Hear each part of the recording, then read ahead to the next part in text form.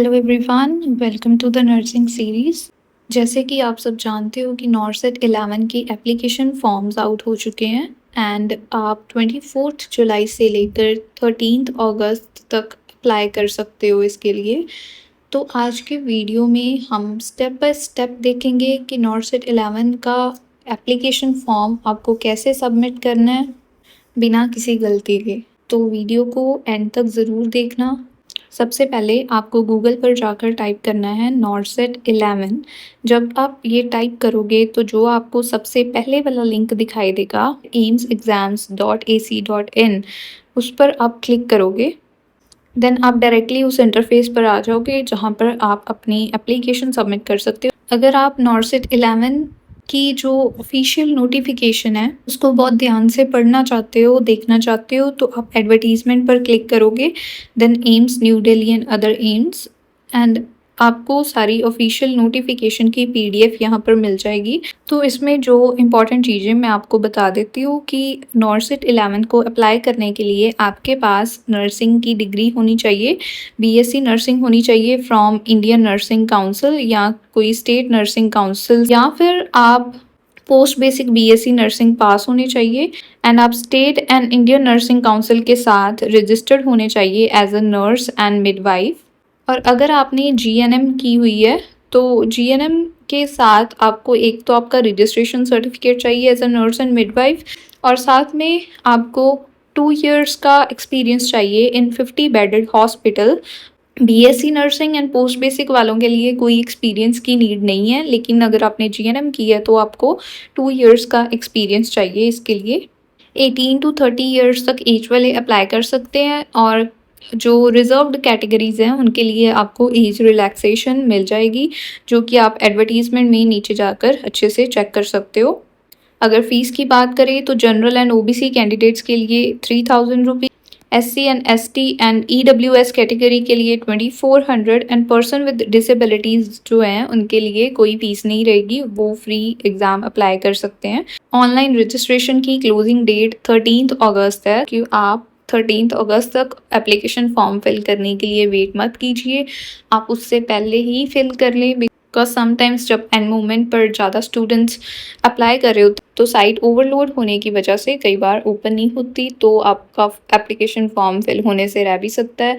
किसी वजह से अगर आपकी पेमेंट कंप्लीट नहीं हो रही है, डॉक्यूमेंट्स अपलोड नहीं हो रहे, तो आपकी एप्लीकेशन रिजेक्ट भी हो सकती है। और दूसरा, अगर आप अपना एप्लीकेशन फॉर्म लेट सबमिट करते हो तो आपकी जो एग्जामिनेशन सिटी है वो आपकी सिटी से काफ़ी दूर भी आ सकती है। तो आई वुड से कि आप जितनी जल्दी हो सके अपना फॉर्म फिल कर दीजिए। Okay, so let's start with our step by step process of application. अगर आप पहले भी नॉर्सेट के एग्ज़ाम्स दे चुके हो तो आपके पास अपनी OTR ID लॉगिन डिटेल्स होंगी, तो आप लॉगिन टू अप्लाई पर क्लिक करोगे और अपना कैंडिडेट नंबर, अगर वो याद नहीं है तो आप अपना मोबाइल नंबर और पासवर्ड डाल के लॉगिन कर सकते हो। अगर आपको अपना पासवर्ड याद नहीं है तो आप फॉरगेट पासवर्ड पर जाकर अपना मोबाइल नंबर और ईमेल डालोगे, आपको OTP आएगा दोनों पर, और आप दोबारा से पासवर्ड जनरेट कर सकते हो। लेकिन अगर आप न्यू एप्लीकेंट हो, पहली बार अप्लाई कर रहे हो, तो आपको क्लिक करना है क्रिएट न्यू अकाउंट पर। अब आपके सामने कुछ ऐसा इंटरफेस ओपन होगा जहाँ पर आपको अपनी कॉन्टैक्ट डिटेल्स फिल करनी है। पहले आप अपना मोबाइल नंबर एंटर करोगे और उसी सेम मोबाइल नंबर को आपको उसकी दूसरी साइड भी एंटर करना है कन्फर्म मोबाइल नंबर पर। देन नीचे ईमेल एंटर करनी है और सेम ईमेल आप कन्फर्म ईमेल में भी एंटर करोगे। देन आपको क्लिक करना है जनरेट OTP पर। देन आपको आपके मोबाइल नंबर और ईमेल दोनों पर OTP मिलेगा। आपको मोबाइल नंबर का OTP एंटर फ़ोन OTP के अंदर फिल करना है और एंटर ईमेल OTP के अंदर वो OTP डालना है जो आपको अपने ईमेल पर रिसीव हुआ है। देन आपको क्लिक करना है वेरीफाई टू प्रोसीड। देन उसके बाद आपको वेरिफिकेशन वाला इंटरफेस दिखाई देगा जहां आपको कंफर्म करना है I confirm that I am 18 years of age. Then इसको क्लिक करने के बाद आपको नीचे ऑप्शन दिखाई दे रही होगी वेरिफिकेशन थ्रू डिजी लॉकर, आपको वहाँ पर क्लिक कर देना है। अगर आपका डिजी लॉकर अकाउंट है और उसमें आपके डॉक्यूमेंट्स ऑलरेडी अपलोडेड हैं तो वहाँ से आपकी इंफॉर्मेशन ये जनरेट कर लेगा। लेकिन अगर आपका डिजी लॉकर अकाउंट नहीं है तो नीचे आप देख रहे होगे वहाँ पर लिखा है I want to proceed without authentication, then आप वहाँ पर क्लिक करोगे। अगर आपका डिजी लॉकर अकाउंट नहीं है और उसमें कोई डॉक्यूमेंट्स अपलोडेड नहीं है तो आप पहले वो कर सकते हो। तो अब आप क्लिक करोगे वेरिफिकेशन थ्रू डिजी लॉकर। यहाँ पर हमारे पास स्टेप्स बताए हैं कि आप जब डिजी लॉकर की वेबसाइट पर जाएंगे तो आप सबसे पहले लॉगिन होंगे, देन आपको ओटीपी देना पड़ेगा, कंसेंट आपको देना पड़ेगा और आपकी जो डिजी लॉकर वेरिफिकेशन है वो कंप्लीट हो जाएगी। तो इसके लिए सबसे पहले आपको क्लिक करना है स्टार्ट वेरिफिकेशन पर। अब यहाँ पर आपको अपना आधार नंबर एंटर करना है एंड मेक श्योर कि इसमें कोई भी गलती ना हो। आप बहुत ही ध्यान से अपना आधार नंबर एंटर कीजिए, then click on next. Then जो आपका मोबाइल नंबर आपके आधार कार्ड के साथ लिंक होगा वहाँ पर आपको ओटीपी रिसीव होगा, आपको वो ओटीपी डालना है और सबमिट कर देना है। तो अगर आपका मोबाइल नंबर आधार से लिंक होगा तो आपका वेरिफिकेशन हो जाएगा और अब आपको डालना है अपना डिजी लॉकर का 6 डिजिट सिक्योरिटी पिन।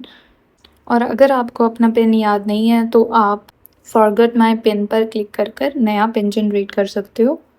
देन आपको डन पर क्लिक करना है। उसके बाद जो भी आपके डिजी लॉकर में इशूड डॉक्यूमेंट्स होंगे उनकी लिस्ट आपको दिखाई दे जाएगी और आपको सेलेक्ट ऑल पर क्लिक कर देना है। उसके बाद आपको क्लिक करना है अलाउ पर। अब आपकी जो भी डिटेल्स हैं वो आपकी एप्लीकेशन जो है फेच कर लेगी और आपको दोबारा एंटर करने की ज़रूरत नहीं पड़ेगी। तो आपकी वो सारी डिटेल्स जो है इसमें आपको दिखाई दे जाएंगी। अब आप देख सकते हो यहाँ आ जाएगा कैंडिडेट वेरीफाइड सक्सेसफुली, कंटिन्यू। अगर आपने क्लिक किया था I want to proceed without authentication, then आपको अपनी सारी डिटेल्स वो जो है वो बिना डिजी लॉकर के आपको खुद मैनुअली फिल करनी होगी इसमें। देन आपके पास नेक्स्ट आएगा पर्सनल डिटेल्स।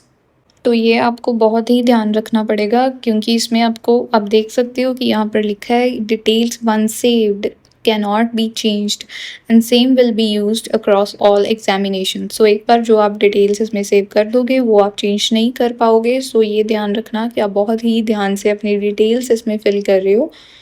अगर आप चाहते हो कि ये सारी डिटेल्स डिजी लॉकर डाटा के ज़रिए ही फिल हो जाएँ तो आप यूज़ डिजी लॉकर डाटा पर क्लिक कर सकते हो और अगर आप मैनुअली फिल करना चाहते हो तो आप खुद भी फिल कर सकते हो। एक साइड आपको अपने आधार कार्ड से के अकॉर्डिंग सारी डिटेल्स फिल करनी होगी और दूसरी साइड जो भी आपके 10th क्लास के मार्कशीट पर जो डिटेल्स हैं आपको वो फिल करनी है। यहाँ पर आपको अपना नेम फिल करना है, अपना फादर्स नेम फिल करना है और बहुत ही ध्यान से करना है। जो आधार कार्ड पे लिखा है वो वही होना चाहिए और जो 10th के सर्टिफिकेट पर है वो सेम टू सेम वैसे ही होना चाहिए। देन अपना जेंडर सेलेक्ट करके अपना डेट ऑफ बर्थ जो है आप सेलेक्ट कर लो और देन आपको अपना मैरिटल स्टेटस सेलेक्ट करना है, आप मैरिड हो या अनमैरिड हो and then click on continue. उसके बाद आप देखोगे आपको मिलेगा क्रिएट योर पासवर्ड और उसमें आप अपना न्यू पासवर्ड क्रिएट कर सकते हो और पासवर्ड क्रिएट करने के लिए आपको ध्यान में रखना है कि पासवर्ड 8 to 10 कैरेक्टर्स लॉन्ग होना चाहिए। फर्स्ट लेटर आप कैपिटल रखिए, उसके बाद आप लोअर केस लेटर्स जो हैं वो यूज़ कर सकते हैं और एक स्पेशल कैरेक्टर आप कोई भी यूज़ कर लें और उसके बाद आपको एक नंबर यूज़ करना है। तो आपका पासवर्ड ऐसे होना चाहिए। देन सेम पासवर्ड आपको कंफर्म पासवर्ड में डालना है। उसके बाद आप क्लिक करोगे preview and create an account पर। अगर आप इनमें से कोई भी डिटेल एडिट करना चाहते हो तो आप अभी यहाँ पर एडिट OTR डिटेल्स पर क्लिक करके अपनी डिटेल्स एडिट कर सकते हो क्योंकि बाद में जाकर ये कोई भी डिटेल्स एडिट नहीं होगी अगर आप गलत सबमिट करते हो। अगर आपकी सारी डिटेल्स सही हैं तो आप नीचे चेक बॉक्स में क्लिक करोगे जहाँ पर लिखा है I hereby declare that details furnished in my OTR are true and correct to the best of my knowledge. तो आप इसको टिक करके अपनी डिटेल्स सबमिट कर दोगे। अब आपको अपनी एप्लीकेशन अपडेटेड सक्सेसफुली दिखाई देगी। अब आप इस इंफॉर्मेशन का एक स्क्रीनशॉट लेकर अपने पास रख सकते हैं और अगर आपको इसका प्रिंट निकलवाना हो तो आप बाद में इसका प्रिंट भी निकलवा सकते हैं। अब आपको क्लिक करना है लॉग इन टू अप्लाई पर। देन जो आपका रजिस्टर्ड मोबाइल नंबर आपने पहले इसमें OTR डिटेल्स फिल करते टाइम डाला था, आप वो अपना मोबाइल नंबर यहाँ पर टाइप कीजिए। जो आपने अभी पासवर्ड सेट किया था वो पासवर्ड डालिए और लॉगिन पर क्लिक कर दीजिए। लॉगिन पे क्लिक करने के बाद आपके पास जो इंटरफेस ओपन होगा वहाँ पर आपको क्लिक करना है ऐड न्यू एप्लीकेशन पर। अगर आपने कोई पिछली एडवर्टाइजमेंट में अपना एप्लीकेशन सबमिट किया होगा तो आपको ये आ जाएगा, you have already submitted an application in previous advertisement, would you like to copy that application. अगर आप वही डिटेल सब कुछ कॉपी करना चाहते हो तो आप कन्फर्म पर क्लिक कर दीजिए, और अगर आप न्यू एप्लीकेशन और सब कुछ दोबारा से न्यू टाइप करना चाहते हो तो आप क्लिक करोगे प्रोसीड विद न्यू एप्लीकेशन पर। अगर आपने कन्फर्म पर फिल किया होगा तो आपको अपनी सारी डिटेल्स पहले से ही लिखी मिल जाएंगी। अगर आपने न्यू एप्लीकेशन पर क्लिक किया है तो आपको ये सारी डिटेल्स दोबारा से टाइप करनी होगी। सबसे पहले आपको अपना फादर्स नेम और मदर्स नेम चेक कर लेना है, वो डालना है अच्छे से। उसके बाद अपना जेंडर सेलेक्ट कीजिए और देन आपको देखना है कि आप पर्सन विद डिसेबिलिटी कैटेगरी में बिलोंग करते हैं या नहीं, येस और नो आपको कर देना है। कैटेगरी अपनी सेलेक्ट करनी है। अगर आप जनरल कैटेगरी से बिलोंग करते हो तो आप जनरल कर दीजिए, OBC SC BC जो भी अपनी कैटेगरी है सेलेक्ट कर दीजिए। जनरल कैटेगरी वालों के लिए कोई भी कैटेगरी सर्टिफिकेट की इशू डेट वगैरह नहीं होगी, लेकिन अगर आप कोई रिजर्व्ड कैटेगरी से बिलोंग करते हैं तो आपको अपनी कैटेगरी सर्टिफिकेट की इशू डेट यहाँ पर डालनी होगी और आपको अपना कैटेगरी सर्टिफिकेट भी अपलोड करना होगा। और ये आपको ध्यान रखना है कि जो आप सर्टिफिकेट अपलोड कर रहे हो वो PDF फॉर्मेट में होना चाहिए और लेस देन 2 MB उसका साइज़ होना चाहिए। अगर आप PDF का साइज़ रिड्यूस करना चाहते हो तो आप एक ऐप डाउनलोड कर सकते हो या फिर गूगल पर आई लव PDF जो वेबसाइट है वहाँ पर जाकर अपनी जो PDF है उसका साइज़ कंप्रेस कर सकते हो। उसके बाद आपको अपनी नेशनैलिटी में इंडियन सेलेक्ट कर लेना है, अपनी स्टेट जो आपकी है वो सेलेक्ट करनी है। ID प्रूफ में आपको अपनी ID सेलेक्ट करनी है, जैसे आधार कार्ड, पैन कार्ड कोई भी आप सेलेक्ट कर सकते हो और उस ID का नंबर आपको ID नंबर में डाल देना है। देन उसके बाद आपको पूछा गया है कि क्या आप कोई एक्स सर्विसमैन हो या कोई कमीशन्ड ऑफिसर हो, अगर हो तो येस कर दो, नहीं तो आपको नो कर देना है। या आप करेंटली ESIC के एम्प्लॉय हो, येस और नो आप सेलेक्ट करोगे। Are you regular government servant, कि अगर आप गवर्नमेंट जॉब में हो या नहीं तो आपको येस और नो सेलेक्ट करना है, जो भी हो जिस भी कैटेगरी में आप हो। और are you contractual employ at AIIMS, तो आप अपने अकॉर्डिंग येस और नो सेलेक्ट कर सकते हो।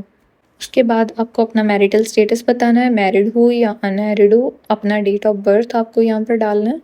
देन नीचे आपको अपना परमानेंट एड्रेस यहाँ पर भरना है, अपनी country, state, city, pin code और एड्रेस जो आपको अपना कंप्लीट एड्रेस यहाँ पर लिखना है, जो भी आपकी ID पर यानी कि आपके आधार कार्ड पर जो भी एड्रेस लिखा है सेम टू सेम आपको यहाँ पर फिल करना है।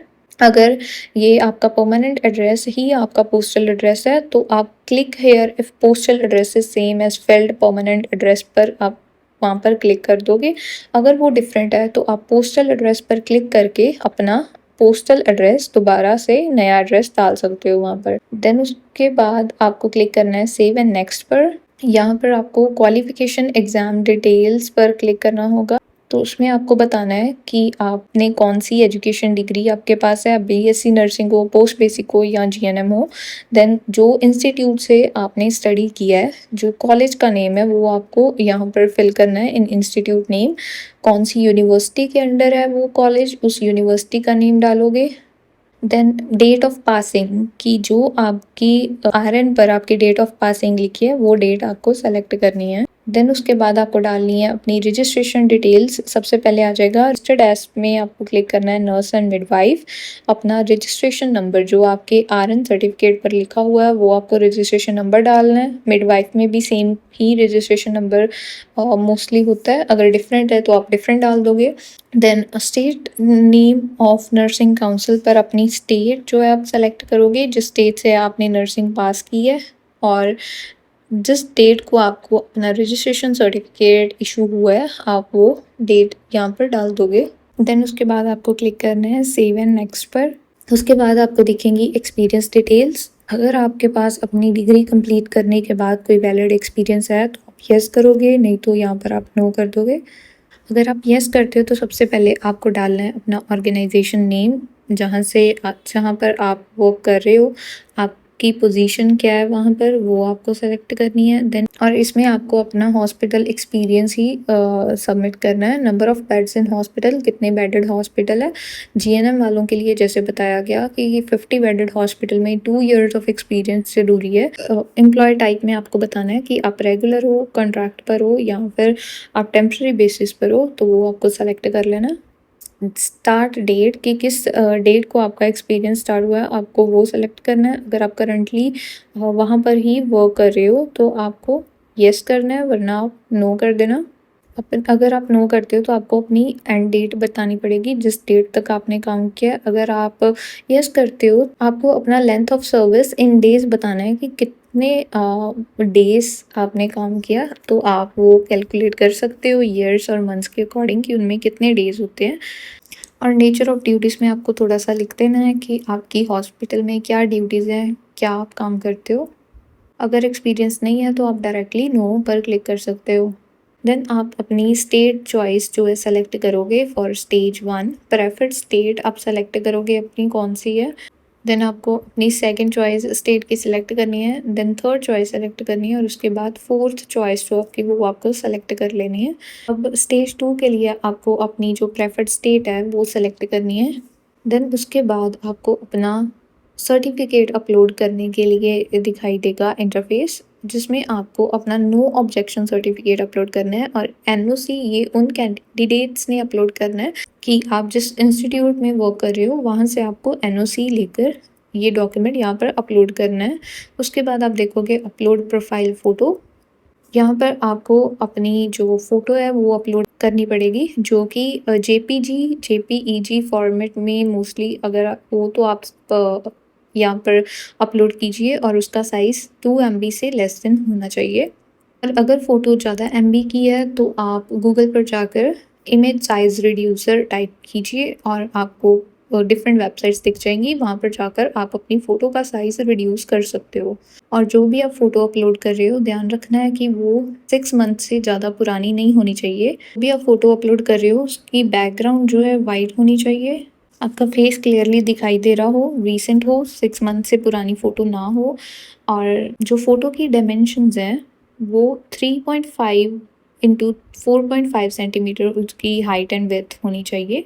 उसके बाद आपको अपने सिग्नेचर अपलोड करने हैं। आप ब्लैंक वाइट पेपर पर अपने जो सिग्नेचर हैं वो कीजिए, देन उसकी पिक्चर क्लिक कीजिए और इमेज रीसाइज़र पर आप क्लिक करके अपनी इमेज को रीसाइज़ कर सकते हो। और उसका ध्यान रखना है कि वो जो बॉक्स है 6 इंटू 3 सेंटीमीटर उसकी हाइट एंड विड्थ हो जहाँ पर आपके साइन हो, और आपको ब्लैक या ब्लू इंक पेन के साथ ही आपको साइन करने हैं। और आपको अपना फुल नेम लिखना है कर्सिव राइटिंग में, कैपिटल्स में नहीं होना चाहिए, कोई ओवर राइटिंग नहीं होनी चाहिए और वो आपके अपने साइन ही होने चाहिए और वो भी आप जेपीजी या जेपीईजी फॉर्मेट में अपलोड कर सकते हो। उसके बाद आपको अपलोड करना है अपना लेफ़्ट थंब का इम्प्रेशन। आपको लेफ़्ट थंब पर जो इंक पैड पर आपको प्रेस करके अपना वाइट पेपर पर थंब इम्प्रेशन लगाना है। उसके बाद उसकी आप फ़ोटो क्लिक करोगे, 4 इंटू 3 सेंटीमीटर उसकी डायमेंशंस होनी चाहिए इमेज की और same less than 2 MB image होनी चाहिए। मेक श्योर कि जो आप थंब इम्प्रेशन अपलोड कर रहे हो उसमें आपकी थंब की लाइंस क्लियरली विजिबल हों और ब्लू और ब्लैक इंक पैड यूज़ करके ही आपको थंब इम्प्रेशन जो है वो लगाना है। उसके बाद आपको नेक्स्ट पर क्लिक कर देना है। देन आपको पेमेंट लिंक की ऑप्शन दिखाई देगी और आप पेमेंट डिटेल्स दिखाई देगी जहाँ पर आपको पेमेंट करनी है। पहले आपको दिखाई दे सकता है ऑनलाइन पेमेंट लिंक 1 और पेमेंट लिंक 2, दोनों में से किसी भी लिंक पर आप क्लिक करोगे तो आपको पेमेंट गेटवे जो है वो ओपन हो जाएगा। तो आप फर्स्ट पर भी क्लिक कर सकते हो। देन अगर फर्स्ट में आपका यूपीआई का ऑप्शन नहीं आ रहा, आप यूपीआई से पेमेंट करना चाहते हो, तो आप पेमेंट जो मेथड 2 था आप उस पर क्लिक करके चेक कर सकते हो। जैसे ही पेमेंट हो जाता है तो जो भी आपका फाइनल एप्लीकेशन फॉर्म है वो आप उसका प्रिंट आउट लेकर अपने पास ज़रूर रख लेना। So that's it. ऐसे ही आप अपना एप्लीकेशन फॉर्म बहुत इजीली फिल कर सकते हो बिना किसी गलती किए।